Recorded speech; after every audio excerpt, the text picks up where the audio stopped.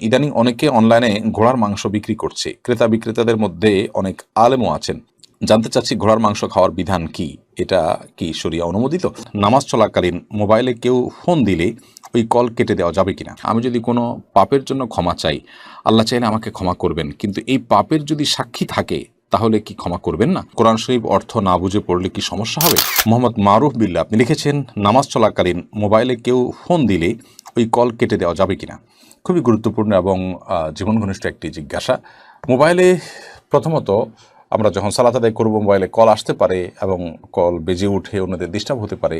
সেই জায়গা থেকে মোবাইল সুইচ বন্ধ করে অথবা সাইলেন্ট করে তারপর নামাজে প্রবেশ করা উচিত। এটি আমাদের প্রথম কর্তব্য। তারপর যদি আমরা কখনো ভুলে যাই আর কল বেজে উঠে এবং ইতিমধ্যে অনেকের ডিস্টার্ব হয়, তাহলে সেক্ষেত্রে আমরা অবশ্যই মোবাইলের কলটাকে আমরা কেটে দিতে পারবো, যদি সেটা আমল কাসিরের পর্যায়ে না যায়। আমল কাসিরের পর্যায়ে বলতে কেউ কেউ আছেন যে মোবাইল পকেট থেকে বের করে দেখে কে কল করেছেন, কোন নম্বর থেকে কল করেছেন, সেটাকে এমনভাবে কাটেন যে তিনি যে নামাজে আছেন এটা বোঝার কোনো উপায় থাকে না, মনে হচ্ছে তিনি মোবাইল টিপাটিপি নিয়ে ব্যস্ত আছেন, তিনি নামাজে নাই আদৌ। এরকম পর্যায়ে যদি চলে যায় তাহলে নামাজ ভঙ্গ হয়ে যাবে। আর যদি ধরা যাক পকেটে আছে, আপনি পকেটে আলতো করে হাত দিয়ে, এক হাত আপনার বাধা আছে, অন্য হাত দিয়ে আপনি কোন বাটনটা টিপলে এটা সাইলেন্ট হয়ে যাবে বা কাটা যাবে, আপনি আন্দাজ করে সেটা টিপে দিলেন এবং কেটে গেল, এতটুকু করলে কোনো অসুবিধা নেই, বরং এতটুকু করা উচিত যাতে করে অন্যদের ডিস্টার্ব না হয়। এর কারণে আমলে কাসির হবে না। ব্যাপারটা অনেকটা চুলকানির মতো, আপনার শরীর খুব চুলকাচ্ছে অথবা মশা কামড়াচ্ছে, আপনি যদি আলতো করে তাড়িয়ে দেন এবং নামাজের যে আপনার অবস্থা আছে সেখান থেকে আপনি সরে না যান, অর্থাৎ আপনি নামাজে আছেন এটা দেখে বোঝা যাচ্ছে দৃশ্যত এতটুকু আছে, তাহলে সেক্ষেত্রে ইনশাআল্লাহ বিদিনিল্লাহ আপনার নামাজ নষ্ট হবে না। এরপরে কুলসুম আক্তার জুমার আপনি এডি থেকে লিখেছেন, আমি যদি কোনো পাপের জন্য ক্ষমা চাই, আল্লাহ চাইলে আমাকে ক্ষমা করবেন, কিন্তু এই পাপের যদি সাক্ষী থাকে তাহলে কি ক্ষমা করবেন না? বলে রাখা উচিত ওই পাপ দ্বারা কারোর ক্ষতি হয়নি। দেখুন, সাক্ষী থাকলে আল্লাহ ক্ষমা করবেন না এমন কোনো কথা নেই, তবে কোনো গুনাহ করার পর সেটিকে প্রকাশ করে বেড়ানো বা কোনো গুনাহের সাক্ষী রেখে দেওয়া, এটা কোনো ভালো জিনিস না। ইসলাম সেটাকে ভালোভাবে দেখে না। নবী সাল্লাল্লাহু আলাইহি ওয়াসাল্লাম বলেছেন, কুল্লু উম্মতি মুআফুন ইল্লাল মুজাহিরুন, আমার উম্মতের সবাইকে মাফ করে দেওয়া হবে, কিন্তু যারা গুনাহ করে সেটাকে বলে বেড়ায়, সেটা সাক্ষী বানিয়ে বেড়ায়, এটা এক ধরনের বেপরোয়া ভাবের কারণে হয়ে থাকে, তার মধ্যে অপরাধ বোধ না থাকার কারণে এটি হয়ে থাকে। অপরাধ বোধ থাকলে সেটি করতো না। অতএব এই ধরনের মানুষকে কিন্তু ক্ষমা করা হবে না। এজন্য আপনার অজান্তে সাক্ষী হয়ে গেছে সেটি ভিন্ন বিষয়। আপনি ইচ্ছাকৃতভাবে সাক্ষী যদি রেখে থাকেন, সেটা আপনি অন্যায় করেছেন। সেই অন্যায়টাও যদি আপনি বুঝতে পেরে ক্ষমা চান আল্লাহর কাছে, সেটাও আল্লাহ তাআলা মাফ করবেন। অতএব সাক্ষী থাকলে আর মাফ হবে না, ব্যাপারটা সেরকম না। আল্লাহ রাব্বুল আলামিন চান বান্দার অপরাধগুলো গোপন থাকুক, কিয়ামতের ময়দানে আল্লাহ তাআলা গোপনে সেগুলোকে ক্ষমা করে দিবেন। অনেক অপরাধ এমন আছে, কিন্তু আপনি যদি সাক্ষী রাখেন তাহলে সেক্ষেত্রে আপনি নিজের জটিলতা বাড়ালেন। কিন্তু সাক্ষী রাখার মানে এই নয় যে আল্লাহ ক্ষমা করতে পারবেন না। আল্লাহ তাআলা ক্ষমা করতে পারেন। শিরক ছাড়ানো যে কোনো অপরাধ করলেই কিন্তু আল্লাহ তাআলা ক্ষমা করতে পারেন। বিধায় প্রায়শ্চিত্ত আপনি করছেন কিনা, ইস্তেগফার আপনি করছেন কিনা, সেটা হলো মূল বিষয়। যদি আপনি করেন, ইনশাআল্লাহ আল্লাহ তাআলা আপনার এই ধরনের গুনাহ কিন্তু মাফ করবেন। খান এআইডি থেকে আপনি লিখেছেন, কোরআন শরীফ অর্থ না বুঝে পড়লে কি সমস্যা হবে? না, অর্থ না বুঝে পড়লে সমস্যা হবে ব্যাপারটা এরকম নয়, এবং অর্থ না বুঝে পড়লে সওয়াব হবে না সেরকমও কিন্তু নয়। আমাদের অনেক বন্ধুরা মনে করেন কোরআন কারীম অর্থ না বুঝে পড়লে বোধহয় কোনো সওয়াব হয় না। এটি সম্পূর্ণ ভুল ধারণা। নবী করিম সাল্লাল্লাহু আলাইহি সাল্লাম কোরআন কারীম তেলাওয়াতের সওয়াব প্রসঙ্গে যে হাদিস তার ঐতিহাসিক রয়েছে, সেখানে তিনি বলেছেন, আলিফ লাম মিম, কেউ যদি এটা তেলাওয়াত করে তাহলে আলিফ এটির কারণে 10 এবং লাম এটি কারণে 10 এবং মিম এটি উচ্চারণের কারণে 10টি নেকি, অর্থাৎ সর্বসাকল্যে 30টি নেকি, 30টি বিনিময় আখিরাতের কারেন্সি একজন ইমানদার লাভ করবেন। এখন প্রশ্ন হলো, আলিফ লাম মিম এগুলোর কোনো অর্থ কি আমরা জানি? এগুলো তো হরুফে মুকাত্তাআত, এগুলোর অর্থ একমাত্র আল্লাহ তাআলা ভালো জানেন। কোরআন কারীমে হরুফে মুকাত্তাআত গুলোর প্রকৃত ব্যাখ্যা আল্লাহ রাব্বুল আলামিন ভালো জানেন। আল্লাহু আ'লামু বিমুরাদিহি বিযালিক। তাফসীরে জালালাইন সহ বিশ্ববিখ্যাত বড় বড় তাফসীর গ্রন্থগুলোতে সবাই প্রায় হরুফে মুকাত্তাআতের তাফসীরকে আল্লাহর উপর ন্যস্ত করেছেন, যদিও কেউ কেউ তার বিভিন্ন ব্যাখ্যা করেছেন, কিন্তু আল্লাহই ভালো জানেন সেটি কিন্তু সবাই একমত, এবং এটিকে আল্লাহর উপর ন্যস্ত করাটাই হলো অধিকতর নিরাপদ। তো যাই হোক, আলিফ লাম মিম এটির অর্থ আমরা না জানলেও সেগুলোর কিন্তু কারণ আমরা সওয়াব পাচ্ছি। এখান থেকে বোঝা গেল যে কোরআন কারীমের তেলাওয়াতে আমরা যদি অর্থ নাও বুঝি, আল্লাহর কাছে সওয়াব পাবো ইনশাআল্লাহ তাআলা। তবে কোরআন কারীম বুঝে পড়বার জন্য কিন্তু এসেছে। আল্লাহ সুবহানাহু ওয়া তাআলা কোরআন কেন দিয়েছেন? আল্লাহ বলেছেন, লিয়াদাব্বারু আয়াতিহি, যাতে কোরআন এর আয়াত নিয়ে আমরা চিন্তা ভাবনা করি, গবেষণা করি, আমরা এটা নিয়ে আমরা তাদাব্বুর করি। আমাদের চিন্তা ভাবনা জন্য কোরআনের প্রতিটি আয়াতকে, প্রতিটি নির্দেশ, নিষেধ, উপমা এগুলোকে ঘিরে হয়, প্রতিটি শব্দ নিয়ে যেন অ্যানালাইসিস গবেষণা হতে থাকে। তো সেই প্রয়োজনে কোরআন বুঝে পড়া উচিত আমাদের। না বুঝে পড়লে আমরা সওয়াব পেয়ে যাব, কিন্তু সওয়াব পাওয়ার জন্যই কোরআন শুধু আসেনি, বা এটাকে সওয়াব আহরণের কোনো বুক বা মেশিন হিসেবে আল্লাহ তাআলা পাঠাননি, এটি পাঠিয়েছেন হুদাল লিল মুত্তাকিন, ইমানদারদেরকে গাইড করবার জন্য। আর গাইডেন্স গ্রহণ করার জন্য আল্লাহ কি বলেছে সেটি আমাদেরকে বুঝতে হবে।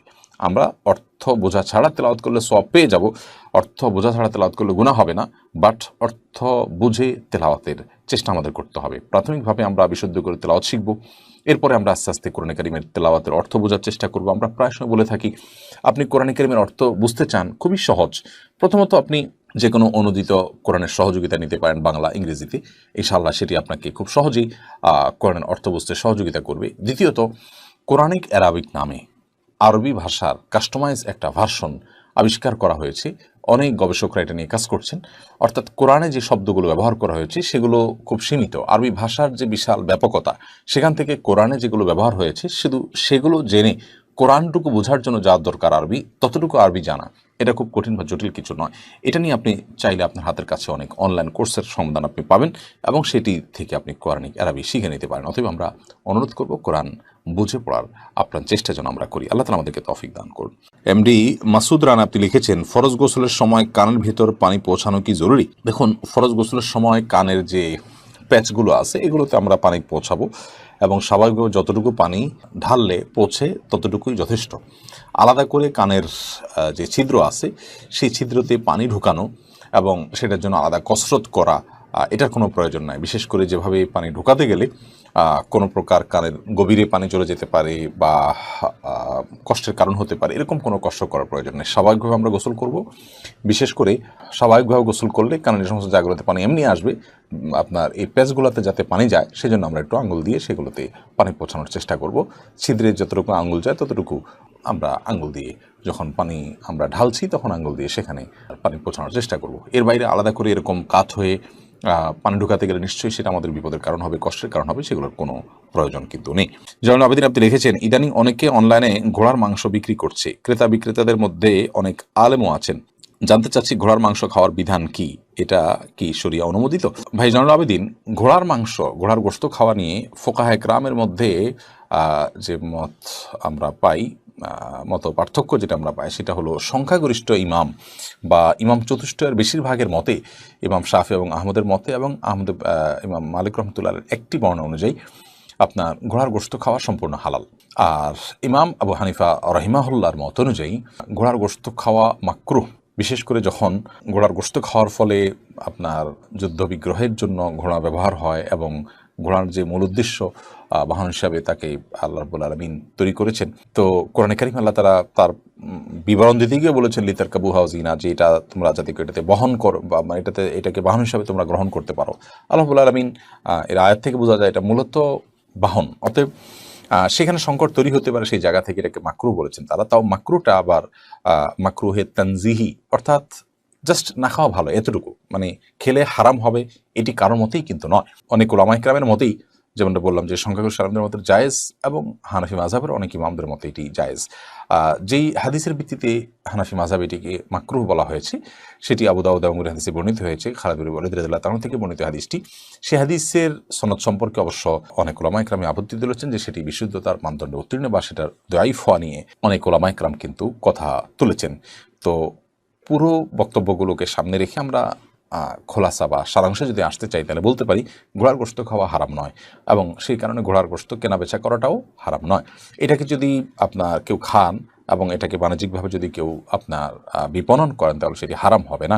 তবে হানাফি মাযহাব যে সেটি মাকরুহ জাস্ট এইটুকু, এবং সেই মাকরুহটাও মাকরুহ তাহরিমি নয়, মাকরুহ তানজিহি। যদি মাকরুহ তাহরিমি তানজিহি আলোচনা আছে, মত পার্থক্য আছে, কিন্তু মাকরুহ তানজিহি হওয়ার ফতোয়াই মুফতি সাহেবগণ এবং ফতোয়ার সংকলকগণ দিয়েছেন, যার কারণে আমরা বলতে পারি যে এটির কেনাবেচা করা যেতে পারে, তবে হানাফি অনুযায়ী না করা উত্তম।